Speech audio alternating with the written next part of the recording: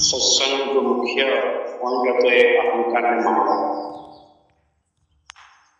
અહંકારને કઈ રીતે માણવો? આપણા શાસ્ત્રોમાં પરમાત્મા પાસે પહોંચવાનો 3 માર્ગ બતાવ્યા છે. ત્રણેય માર્ગમાં અહંકાર શૂન્ય કઈ રીતે થવું એ વિશે આજે આપણે થોડી ચર્ચા લઈએ. સૌથી પહેલો ભક્તિ માર્ગ. ભક્તિ માર્ગમાં ભગવાન સૌથી શ્રેષ્ઠ છે અને હું પામર છું એવો ભાવ પહેલા રજૂ થાય. એટલે ભક્તએ જો આ સૃષ્ટિમાંથી પોતાના અહંકારને નિર્મૂળ કરવો તો કબીરદાસ મહારાજે બહુ સુંદર રસ્તો બતાવ્યો છે કે તું કરતા તું ભયો મુझ में रही न हो आपा परखा मिट गया जित देखो तीर. એટલે ભક્ત જ્યાં જોવે ત્યાં પરમાત્માનો ભાવ કરે કે પ્રભુ તું છો, પ્રભુ તું છો, પ્રભુ તું છો, પ્રભુ તું છો. જ્યાં જ્યાં નજર પડે, પછી ઠોસ દિવાલ ઉપર નજર પડે તો પ્રભુ તું છો, વૃક્ષ ઉપર નજર પડે તો પ્રભુ તું છો, પશુ ઉપર નજર પડે તો પ્રભુ તું છો, પક્ષી ઉપર નજર પડે તો પ્રભુ તું છો, નદી નાળા પર્વત તળાવ પર્વત જ્યાં જ્યાં નજર પડે ત્યાં બધી જગ્યાએ પ્રભુ આપ છો, પ્રભુ આપ છો, પ્રભુ આપ છો.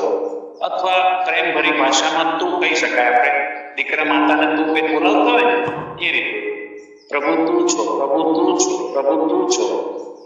એ તું નો ભાવ સતત ફરતો રહે ને તો અંતઃકરણમાં દેહરૂપી હું ભાવ છે તે ઓગળી જાય.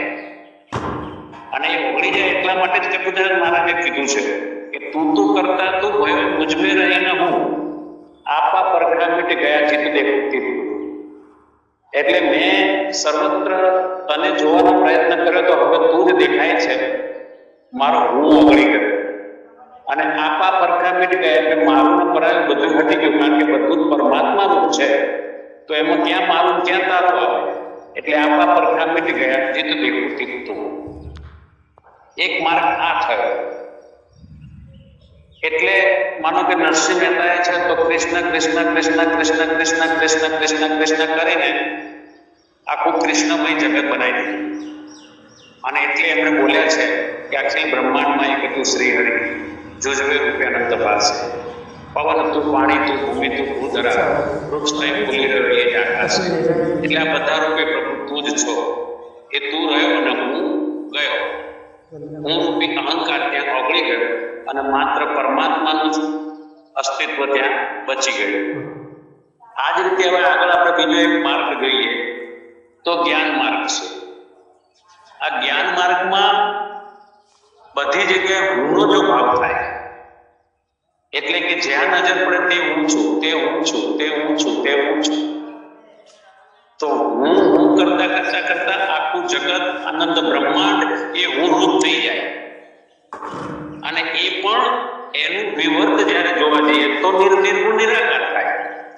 આ સગુણ રૂપનું જે જગત છે એમાં અનેકતા દેખાય છે, પણ જ્યાં અનેકતાની અંદર હું જ છું, માત્ર હું છું, હું છું, હું છું, હું છું, હું છું, હું છું, હું છું, હું છું, તો આખા જગત રૂપે હું થઈ ગયો.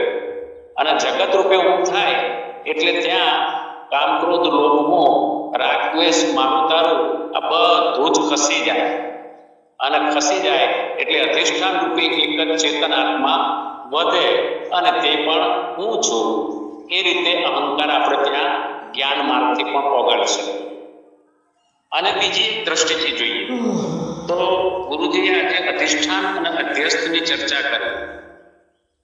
હવે આપણે જોઈએ તો સૂક્ષ્મ શરીર જે આપણું છે એ સૂક્ષ્મ શરીરમાં મનરૂપી જે કરણ છે એ આ સ્થૂળ દેહને પણ હું સમજે છે અને ત્રણેય ગુણની રમતને પણ હું સમજે છે. અને એ જ અહંકાર છે. દેહને હું કેવો અને દેહની ક્રિયાને મારી કેવી એનાથી મોટો બીજો એકય અહંકાર નથી. કારણ કે અકર્તા હોવા છતાં કર્તા બનીએ, અપરિચ્છિન્ન હોવા છતાં પરિચ્છિન્નતાનો સ્વીકાર કરીએ અને એના ભોગતાનો પણ ભાવ ત્યાં પ્રગટ થાય છે. એટલે આ જ મોટો અહંકાર છે. હવે આ અહંકારને ઓગાળવો હોય તો અધિષ્ઠાન અને અધ્યસ્થને બરાબર સમજીએ. સૂક્ષ્મ રૂપથી કારણ દેહ ઉત્પન્ન થયો છે, તો કારણ દેહનું અધિષ્ઠાન કોણ છે? આ સૂક્ષ્મ શરીર છે તે. સૂક્ષ્મ શરીર પણ અહંકાર કેમ કરે છે કે સ્થૂળ દેહને હું સમજે છે, એટલે કે સૂક્ષ્મ શરીરનું અધિષ્ઠાન કોણ છે? તો આ સ્થૂળ દેહ અધિક એનો અહંકાર છે અને એનું અધિષ્ઠાન છે. હવે સ્થૂળ દેહનું અધિષ્ઠાન કોણ છે? તો ભૂમિ તત્વ. કારણ કે સ્થૂળ દેહ શેમાંથી બન્યો છે? અન્નમય કોષમાંથી બન્યો છે. એટલે સ્થૂળ દેહનું અધિષ્ઠાન એ ભૂમિ તત્વ છે, ભૂમિ છે. ભૂમિનું અધિષ્ઠાન કોણ છે? તો એ જળ તત્વ છે. કારણ કે જળ ઉપર સ્થિરતા લાવવા માટે ભૂમિ બની. હવે જળનું અધિષ્ઠાન કોણ છે? તો અગ્નિ તત્વ. કારણ કે અગ્નિની વરાળમાંથી ફરીને જળ બન્યું. એટલે જળનું અધિષ્ઠાનને આપણે અગ્નિ કહીશું. અગ્નિનું અધિષ્ઠાન કોણ છે? તો પવન. કારણ કે પવનની અફડાતળથી જ અગ્નિ ઉત્પન્ન થઈ હતી. એટલે અગ્નિનું અધિષ્ઠાન પવન છે. અને પવનનું અધિષ્ઠાન, તો પવનનું અધિષ્ઠાન એ આકાશ છે. કારણ કે આકાશની અંદર પવન આમ તેમ અથડાય છે, સ્પેસ મળ્યો એટલા માટે વાયુ એમ તેમ અથડાય છે. એટલે હવે આપણે એ રીતે પાછળનો ક્રમ આગળ છે વધતા જ એટલે ખ્યાલ આવે કે મૂળ અધિષ્ઠાન કોણ છે. તો આકાશ છે એ પવનનું અધિષ્ઠાન થયું. હવે આકાશનું અધિષ્ઠાન શું છે? તો તન્માત્રાઓ. તન્માત્રામાંથી સૌથી પહેલું ઉત્પન્ન થયું એ આકાશ ઉત્પન્ન થયું. એટલે આકાશનું અધિષ્ઠાન એ તન્માત્રાઓ છે. તન્માત્રાનું અધિષ્ઠાન તો એ મહત્તત્વ આવે. કારણ કે મહત્તત્વમાંથી જ તન્માત્રા ઉત્પન્ન થઈ છે. એટલે મહત્તત્વ છે એ તન્માત્રાનું અધિષ્ઠાન છે. હવે મહત્તત્વનું અધિષ્ઠાન કોણ? તો એ હિરણ્ય ગર્ભ આવે. કારણ કે હિરણ્ય ગર્ભમાંથી જ મહત્તત્વ ઉત્પન્ન થયા છે. હવે હિરણ્ય ગર્ભનું અધિષ્ઠાન કોણ? તો આ ત્રણ ગુણ જે છે, સતોગુણ, રજોગુણ અને તમોગુણ, એ એનું અધિષ્ઠાન છે. અને ત્રણેય ગુણનું અધિષ્ઠાન કોણ? તો ખુદ સચ્ચિત આનંદ ચેતન પરમાત્મા જે છે, અસ્તિત્વ જે અવિનાશી તત્વ છે, એ એનું અધિષ્ઠાન. એટલે આપણે એમ કહી શકીએ કે આ તમામ દ્રશ્ય પ્રપંચનું અધિષ્ઠાન એ સતચિત ને આનંદ એ એક જ છે. અને એનું અધિષ્ઠાન, તો એનું અધિષ્ઠાન કોઈ હોય જ ન શકે. કારણ કે એ એકલો જ છે, એ અદ્વૈત છે, એ અખંડ છે, એ સત્તા રૂપે રહેલું છે. પોતે ચેતન રૂપ પણ છે, પોતે જ્ઞાન રૂપ છે. આપણે સ્વામીજીએ એક બીજી વાત પણ કરી હતી કે અભિનિમિત ઉપાદાન કારણ. તો એ જેવી રીતે આપણે આ દ્રશ્ય જગતની અંદર માટલું જે છે, તો માટલામાં ઉપાદાન કારણ માટી છે, પણ નિમિત્ત કારણ કુંભાર છે. કારણ કે કુંભાર એ માટીને માટલાનું રૂપ આપે છે. પણ પરમાત્મા જે છે એ ત્યાં આગળ અભિન્ન નિમિત્ત ઉપાદાન કારણ, આવો શબ્દ શાસ્ત્રમાં આપ્યો છે. અભિન્ન નિમિત્ત ઉપાદાન કારણ એટલે પોતે પોતાનામાંથી જ આ ત્રણ ગુણ ઉત્પન્ન કર્યા અને ત્રણ ગુણમાંથી આખી રમત ઊભી કરી. એટલે મટીરિયલ કોસ્ટ પણ પોતે છે અને એને બનાવવા વાળો પણ પોતે છે. એટલે કે નિમિત્ત કારણ પણ પોતે છે અને પેલું શું કહેવાય, ઉપાદાન, નિમિત્ત કારણ અને અધિષ્ઠાન રૂપી જે માટી જે છે એ ઉપાદાન કારણ. નિમિત્ત કારણ અને ઉપાદાન કારણ બંને પરમાત્મા છે. એટલા માટે એને અભિન્ન નિમિત્ત ઉપાદાન કારણ કહેવાય છે. આ વસ્તુ બરાબર આપણને જો સમજાઈ જાય તો જ્ઞાન માર્ગથી પણ આપણો અહંકાર ઓગળી શકે છે. હવે રહ્યો ધ્યાન માર્ગ.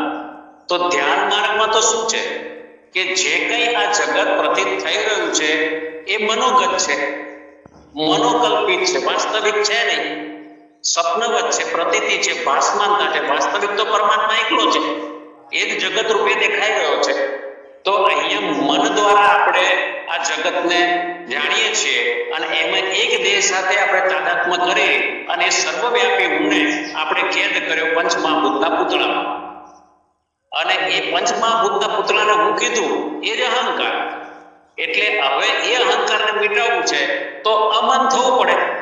સીધી વસ્તુ છે. પાંચ વિષયો જે છે, શબ્દ, સ્પર્શ, રૂપ, રસ ને ગંધ, આ પાંચ વિષયો કોના થકી થાય છે? આ સ્થૂળ, સૂક્ષ્મ, કારણ અને મહાકારણ રૂપી જે ચાર દેહ છે એમાં જ આ પાંચ વિષયો રમણ કરે છે.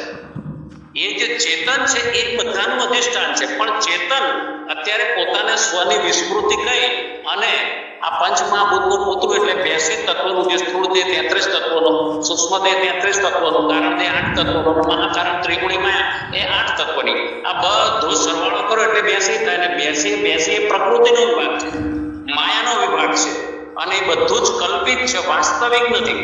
છતાં આપણે એ કલ્પિત શરીરની અંદર હુંને ફીટ કરી દીધો છે.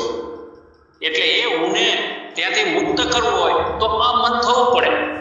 પાંચે પાંચ જે વિષયો છે, શબ્દ, સ્પર્શ, રૂપ, રસ ને ગંધ, એમાં 4 વિષય તો કોણ છે, પણ મુખ્ય વિષય શબ્દ છે. તો શબ્દથી મનને મુક્ત કરવાનું છે. એટલે સંકલ્પ વિકલ્પ રહિત થવાનું છે. સંકલ્પ વિકલ્પ રહિત થાય એ મન અમન થયું કહેવાય. અને મન ના હોય તે માયા પણ ના હોય. બુદ્ધિ, ચિત્ત આ બધા તો એના પેટા વિભાગો છે. અહંકાર પણ એના કારણે ઉભો થયો છે. પણ જ્યાં મન હટી જાય છે ને, ત્યાં આ 3 કરણો પણ હટી જાય. એટલે સૂક્ષ્મ શરીર છે એનો અભાવ થતા કારણ શરીરનો પણ અભાવ થાય. પછી સ્થૂળ દેહ જે છે એ તો પ્રારબ્ધ અનુસાર પહેલું નક્કી થઈ ગયેલું છે કે આટલો સમય એને આ જગતમાં રહેવાનું છે, શ્વાસ લેવાનો છે, મૂકવાનો છે, ક્રિયામાં રમણ કરવાનું છે. તો એ જ્યારે મન અમન થઈ જાય ત્યારે કારણ શરીર જેવું તમે નિર્વિકલ્પ સ્થિતિમાં આવો, સવિકલ્પથી નિર્વિકલ્પ સ્થિતિમાં આપણું ચેતન આવે. એટલે ત્યાં નિર્વિકલ્પ એક જ ચેતન છે, અણુ અને કણે કણ. એ એનું સામાન્ય, સહજ અને સરળ રૂપ છે, અને એ જ અસ્તિત્વ છે. અને એ જે નિર્વિકલ્પ થયો એને તો ખબર પડી ગઈ કે હું સર્વવ્યાપી ચેતન સત્તા સર્વના અધિષ્ઠાન રૂપે હું રહ્યો છું. એટલે અધિષ્ઠાનનો ક્યારેય અભાવ ના થાય. પણ કયા અધિષ્ઠાનનો એ બરાબર સમજવાનું. એ જે ચેતન આત્મા સચ્ચિત આનંદ સ્વરૂપ છે એ અધિષ્ઠાનનો અભાવ ના થાય. પણ અહીંયા જગતની અંદર પ્રપંચમાં જે અધિષ્ઠાન આવે છે એનો અભાવ થાય. દાખલા તરીકે સ્વામીજીએ જે વાત કરી કે રજ્જુ છે એ સર્પ રૂપે ભાષ્યો છે, તો સર્પનું અધિષ્ઠાન રજ્જુ છે, પણ રજ્જુ ક્યાં સાચું છે? એ પણ કલ્પિત છે. સર્પને ભ્રાંતિમાંથી નીકળવું હોય તો ત્યાં પ્રકાશ કરો એટલે તત્વ વગર ઓળખાઈ જશે કે સર્પ હતો જ નહીં, તે તો રજ્જુ જ હતી. પણ રજ્જુ તો દેખાય છે ને. હવે રજ્જુને એટલે કે આ આખા જગતના દ્રશ્ય પ્રપંચને એને જો હટાવવું હોય તો મન અમન થવું પડે. મન અમન ન થાય, નિર્વિકલ્પ ન આવે, સંકલ્પ વિકલ્પ રહિત ન થાય, શબ્દ નામના વિષયથી મુક્ત ન થાય, ત્યાં સુધી આ દેહરૂપી અહંકાર જાય નહીં. એટલે એ ધ્યાન માર્ગની અંદર જ્યારે સાક્ષીમાં જાગીએ છીએ ત્યારે ત્યાં મનના દ્રષ્ટા થવાનું હોય છે. અને મનના દ્રષ્ટા અવેરનેસ, હોશ સંપૂર્ણ જાગૃતિ સાથે જોઈ રાખવાનું કે એક પણ વિચાર મારી ધ્યાન બહાર ન જવો. ધ્યાન બહાર ન જાય એક પણ વિચાર, એટલે ત્યારે જ સાક્ષીમાં જાગ્યા કહેવાય. અને સાક્ષી પૂર્ણ રીતે જાગી જાય તો જે સાક્ષ છે એટલે કે મન, બુદ્ધિ, ચિત્ત, અહંકાર અને આ સ્થૂળ દેહ, સૂક્ષ્મ દેહ, કારણ દેહ, મહાકારણ આ બધું જ અદ્રશ્ય થાય. અને એ સાક્ષી પરિચ્છિન્નતાથી મુક્ત થઈ સર્વવ્યાપી જે ચેતન છે, સામાન્ય ચેતન, અધિષ્ઠાન ચેતન, સતચિત્તને આનંદ રૂપ ચેતન, એ એકલું વધે છે. એ એકલું વધે અને એ જ હું છે. આપણો હું જે અત્યારે અનુભવાય છે 24 કલાક હરપળ હરક્ષણ, બચપનથી અત્યારે યુવાની કે વૃદ્ધાવસ્થા સુધી જે હુંની અનુભૂતિ છે, એ હુંની અનુભૂતિ એ ચેતન અધિષ્ઠાનમાંથી જ આવે છે, શરીરમાંથી નહીં. શરીર જન્મે, વધે, સ્થિતિ કરે, લય થાય, રોગિષ્ટ થાય ને નષ્ટ થાય. આ 6 વિકારો પ્રકૃતિના છે, હુંના નથી. બચપનમાં જે હું હતો એ યુવાનીમાં હું છે, એ જ વૃદ્ધાવસ્થામાં હું છે. અરે હું તો એમ કહું છું કે આ દેહ નતો તો પણ એ હું સ્વરૂપે આપણે હતા. આ દેહ છીએ તો પણ હું સ્વરૂપે અત્યારે દેહથી અલગ છીએ. અને આ દેહ નહીં રહે તો પણ હું સ્વરૂપે તો આપણે રહેવા વાળા છે. કારણ કે ત્રિકાલા અબાધિત છે. એને શસ્ત્ર કાપી ના શકે, અગ્નિ બાળી ના શકે, પાણી ભીજવી ના શકે, પવન ઉડાડી ના શકે. કારણ કે એ શુદ્ધ હુંની અંદર આ બધું કંઈ છે જ નહીં. હોય તો બીજું થાય ને. અને નથી એટલે તેને અદ્વૈત કીધો છે, અખંડ સત્તા કીધી છે. એટલે આ બરાબર સમજવાનું છે કે 3 માર્ગની અંદર આ રીતે આપણે અહંકારને ઓગાળી શકીએ છીએ. ભક્તિ માર્ગ હોય તો પ્રભુ તું છો, તું છો, તું છો, તું છો, એ તું કરતા તું ગયો, મુझ में रही न हूं, आपा परखा मिट गया जित देखूं तेरी. ज्ञान मार्ग में हूँ छू सभी में सभी से परे मैं ही मैं हूँ, यहाँ मेरे अपने सिवा कुछ भी नहीं है, हे आनंद आनंद रूप मेरा कोई યાદ. અને ધ્યાન માર્ગમાં પરમ મૌન અમન થઈ જવું, નિશબ્દ ચેતન થઈ જવું. એટલે વિષયાતીત ચેતન છે એ શુદ્ધ ચેતન છે અને એ જ બ્રહ્મ ચેતન છે અને એ જ હું છું. એટલે આપણો હુંનો અનુભવ છે ને એ ખરેખર અપરોક્ષ છે, એ પ્રત્યક્ષ કે પરોક્ષ નથી. પ્રત્યક્ષ પરોક્ષ, પ્રત્યક્ષમાં બધે સામે દેખાય દ્વૈત હોય, પરોક્ષ એટલે મનની અનુમાનથી જે ઊભું કરેલું છે જ્ઞાન.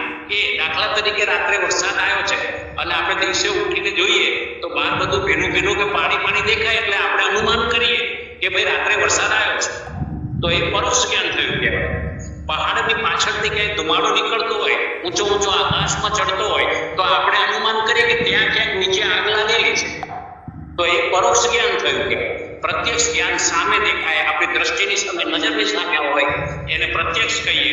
પરોક્ષ એ અનુમાનથી છે અને અપરોક્ષ એ પોતાની સતચિત આનંદ સત્તા છે. એટલે ત્યાંથી એ આપણને શુદ્ધ હું એ જે છે એ શુદ્ધ હું જ આ દેહમાંથી હું કરી રહ્યો છે, બીજો કોઈ હું નથી. પણ અજ્ઞાનવશ સ્વની વિસ્મૃતિ થઈ છે, અજ્ઞાનનું આવરણ ચડ્યું છે અને આ પરિચ્છિન્ન દેહને હું માનવા લાગ્યા એટલે એ નિત્ય અકર્તા હોવા છતાં કરતા બન્યા.